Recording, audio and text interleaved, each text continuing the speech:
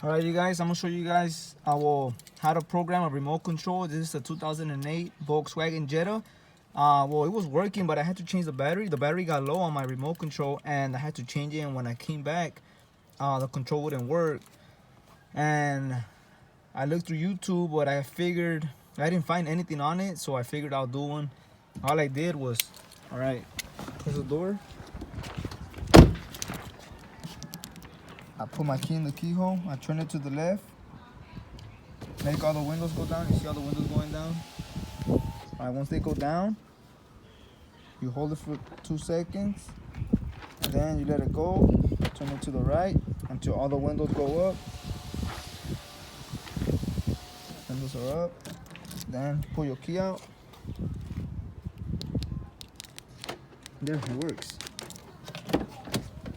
So now it's programmed. Hope it helped you guys. Make another video pretty soon. See you. Thanks.